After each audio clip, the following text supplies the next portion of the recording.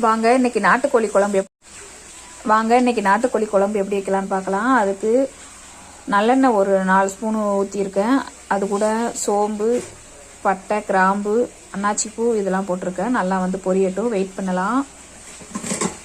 இந்த பக்கம் ஒரு வெங்காயம் வெங்காயத்துக்கு சின்ன வெங்காயத்தை நறுக்கி வச்சுருக்கேன். ஒரு 2 தக்காளி பொரியவும் இதை வந்து சேர்த்துக்கலாம். அது கூட வெயிட் பண்ணலாம். இப்போது வெங்காயம் தக்காளியை சேர்த்துக்கலாம்.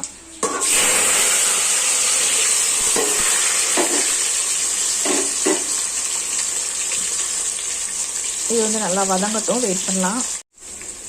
இப்போது ஒரு கைப்பிடி ஒரு 10 இலைக்கு புதினா இலை சேர்த்துக்கலாம்.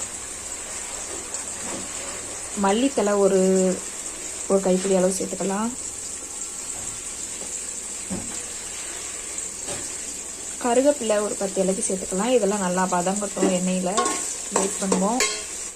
நல்லா வெங்காயம் தக்காளி வதங்கிடுச்சு, சூப்பராக வந்துருச்சு.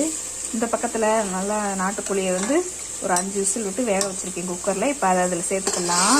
வாங்க, நாட்டுக்கோழி குழம்பு தயாராகிருச்சு. செம்மையாக தயாராகிருக்கு பாருங்கள். இதுக்கு வந்து மசாலா வந்து சின்ன சீரகம் 2 டேபிள் ஸ்பூன், மஞ்சள் தூள் வந்து 1/2 டேபிள் ஸ்பூன், மல்லி வந்து 2 டேபிள் ஸ்பூன், மிளகாப்பொடி வந்து 1/2 டீஸ்பூன் போட்டு செமையாக வந்துட்டு நாங்கள் இதெல்லாம் வந்து சேர்த்து மசாலையை ஊற்றி செமையாக இருக்குது. செம்மையாக மசாலாவும் கொதிச்சு வந்துருச்சு பாருங்கள். செம்ம வாசனையாக இருக்குது. இது ட்ரை பண்ணி பாருங்கள் ஃப்ரெண்ட்ஸ், நாட்டுக்கோழி குழம்பு. தேங்க்யூ.